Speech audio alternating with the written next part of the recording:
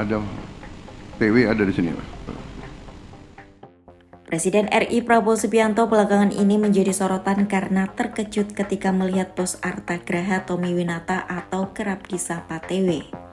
Momen itu terjadi saat Prabowo tengah menyampaikan pidato dalam acara groundbreaking ekosistem industri baterai listrik terintegrasi di Karawang, Jawa Barat, Minggu 29 Juni 2025. Di tengah pidato, Prabowo mendadak berhenti berbicara saat melihat sosok pengusaha terkenal Tommy Winata dan menyapanya. Prabowo mengatakan wajah Tommy Winata terlalu familiar sehingga harus disapa. Disapa Prabowo, Tommy Winata langsung berdiri dan menelungkupkan tangan sebelum duduk kembali. Ada TW ada di sini, Pak.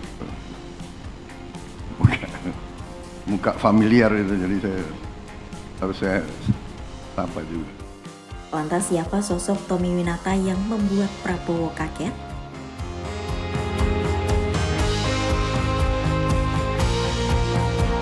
Tommy Winata merupakan pengusaha nasional kelahiran Pontianak 23 Juli 1958. Dikutip dari majalah Tatler Asia, yang merupakan pendiri dan pemilik grup Arta Graha yang bergerak di berbagai bidang bisnis mulai dari properti, perhotelan, perbankan hingga agribisnis. Ia juga dikenal sebagai sosok di balik pengembangan kawasan Sudirman Central Business District atau SCBD di Jakarta.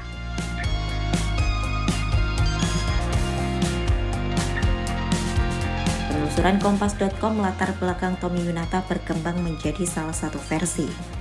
Menurut buku How Asia Works karya Joyce Lutwell yang terbit pada 2013, ayahnya disebut pernah membangun barak untuk angkatan darat.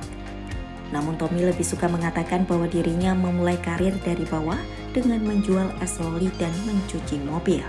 Sementara buku tokoh-tokoh etnis Tionghoa di Indonesia karya Sam Satya Utama terbit tahun 2008 menyebut ia punya ayah angkat seorang kepala desa di Takokat, Sukabumi, Jawa Barat bernama Bisri Artawinata.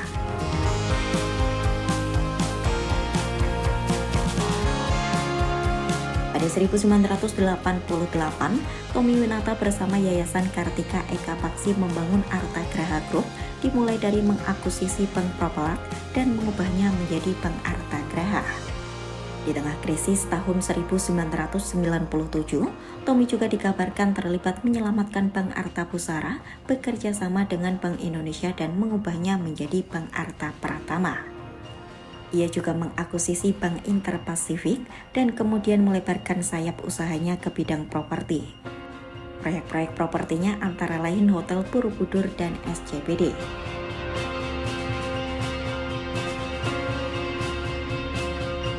Pada tahun 2013, grup Arta Graha pernah mendapat izin pembangunan jembatan Selat Sunda.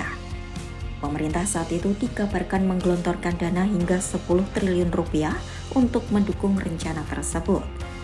Namun proyek itu batal di era pemerintahan Joko Widodo karena tak masuk RPJMN dan dinilai bertentangan dengan visi kemaritiman nasional. Tommy mengaku menerima dan patuh pada keputusan pemerintah tersebut.